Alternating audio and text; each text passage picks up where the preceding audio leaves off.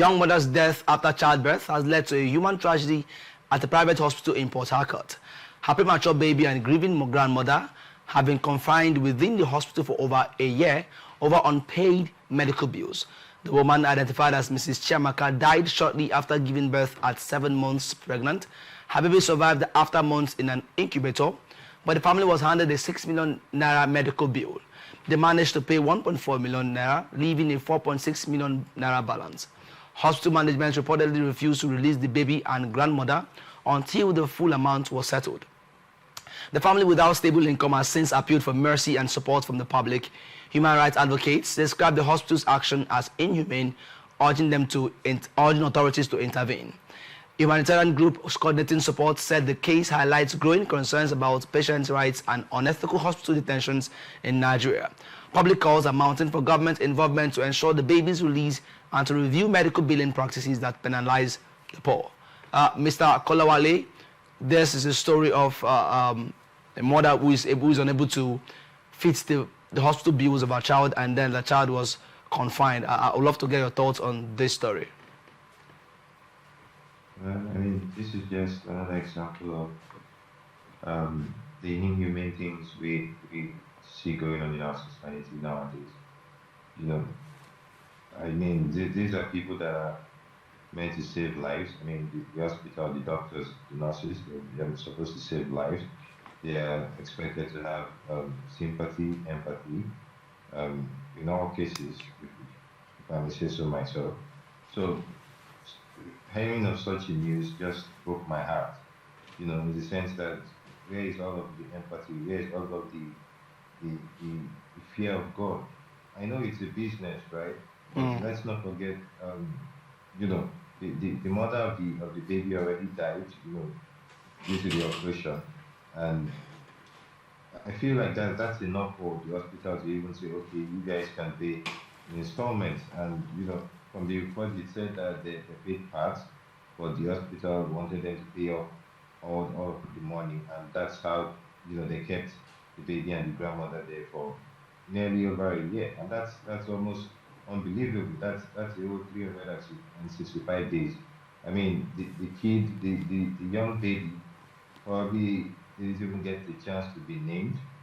You know, probably has known only that space. You know, I mean, it's almost traumatic to think about, if you ask me, and that's why we need to ensure that we have good systems in our country. It's not just to have hospitals, infrastructures, or things mounted up in their place. There are supposed to be policies. There are supposed to be, you know, rules and regulations, you know, guiding these systems. Because it makes no sense to me why or even how this can happen. And for such a thing to happen, like I always come on the show, when we see things like this, it means that it's happening everywhere. We probably, I mean, this is just probably coming to the limelight for the hospital. For this report to be coming out right now, it means this has been going on in that hospital, and it's probably been going on somewhere else. So, I mean, it's such a sad and scary thing, and I'm, in a way, in as much as it's a sad story, I'm glad it's out in the light, and we can all, you know, push against it, and maybe you know, our systems, our government bodies will be able to look into these things to ensure that things like this do not happen.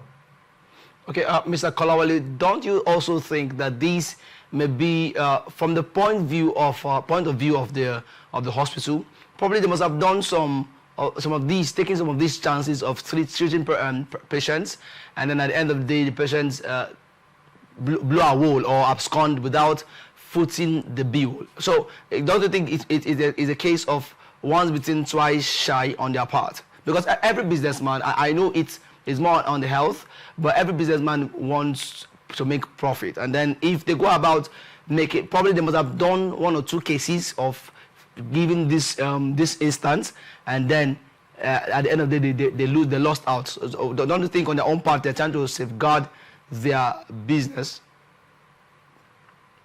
I mean, definitely. That's why earlier I said I understand it's a business, but you won't compare. First, I would say you won't compare medical organizations, or this is a business, with a car sales business, right? And why I'm putting those two side by side is because when you're operating any form of business, be it medical, be it car sales, be it logistics or cosmetics and whatnot, you should have some rules, you should have some policies. And in this case where it's health inclined, right, it's much more delicate matter. So in as much as I'm very sure that they might have tried to make this work before now, like people should come back and pay, and some have abscond with the money and all of that. I understand that that could have happened, but that should have brought up. It should have been more like something that doctors and the healthcare infrastructure body should have come out to say, okay, we're having these issues. Let us see how we can, speak out. Let us see how we can ensure that we save lives and at the same time we do not run out of business. Because if you ask me, keeping them there is not for free. Okay. You know that Yeah. because the money will just keep piling up. So if they were owing 1 million, I mean, I'm sure they were not sleeping on the outside of the hospital, right? They'll probably be in a room, which is of course paid for. They'll probably be fed, which is of course paid for. So the money is still increasing. So for a family that could not afford, maybe I can't remember the particular amount, but for a family that could not afford that amount, what makes you think they can afford it even now that it has appreciated in value? So you can see that there's really no, I don't know how best to put it, but there's really no possible justification to say this would have fixed anything, right? Okay. Yeah. Rather, I mean, I understand that the system itself, that's why earlier I mentioned the system we operate. It's not just about having infrastructures or having healthcare centers. I mean, in more developed societies, I think the state, which is like the country, kinds of put aside funds for things like this, right? Okay. So I think I heard of a story once or twice, more than twice, of people. I think it was in the U.S.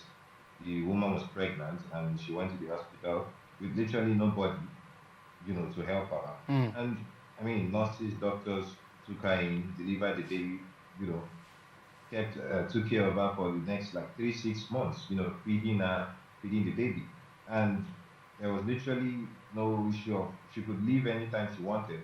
Of course, there is proper documentation, and I mean that is a system that works. And for those that can cover their finances, most times it's usually linked with their financial data. For example, if you're a civil servant, it could be deducted from your pay, and with time to be covered. So I think that those are things that we should look at how we can make things work. I know it's a different canvas. Nigeria is different from the US as it stands currently. But we need to sit down. We need to set a round table. In as much as this is very wrong on the side of the hospital, I understand that just like you said, it's possible they have been on the bad end, Yeah. trying to help people, and that is why they did this. So, but it's not still a good. They still didn't make a good decision, if Oh, you ask me. Okay, Mr. Kolawale, there are national health insurance schemes available. Do you think most citizens of this country are aware of these health insurance scheme, or it is an exclusive right reserved for probably civil servants or those who are considered elites of society? I mean, I feel like it's for. I mean, NHIS, right? It's Yeah. for people that are literally working, right? I'm not very sure if you can have access to that scheme if you don't have something doing, right? Okay. So you and I both know there are classes of people fingers are not equal. It's possible that this family was not on that end of salary earners or salary earners to be able to get themselves signed up on the scheme. And it's possible that, I mean, it will shock you to know that some people do not even know that such schemes exist, right? Okay. And it's both ways. It could be that could be that the family didn't know about that. It could be that they are not, you know, well to do to that extent to be able to be on the scheme. And even schemes like NHIS sometimes do not cover all the bills, so that's another discussion for another day, right? So at the end of the day, I don't think NHIS scheme alone can fix issues like this. I feel like Okay. we should have much more inclusive policies that can help. I mean, Mm. at the end of the day, someone was talking to me about this just this morning, and it was like, at the same time, I mean, it was like kind of understand where the hospital and this whole mix was coming from, Yeah. but a whole year is quite long because it was like if they had turned down the pregnant woman, like, oh, can you we want to take this woman for the operation, can you guys afford it? And they said no, and they said, oh, we can't take you in. That's also a bad thing. Okay. I don't know if you get, because Yeah. she could have died along the way and all of that. So in as much as they started off well, at the end of the day, it's just sad that things didn't add up. So it's not a good thing. It's not applaudable at all to think that after a year they'll be able to pay, and keeping them detained and all of that. I feel like even they could have, gotten a loan card. Okay, let them fill up a loan card, let them sign some sort of statements, get their details, stuff like that, and follow up until they can pay up to some extent or even pay up everything. That would have made a little bit more sense.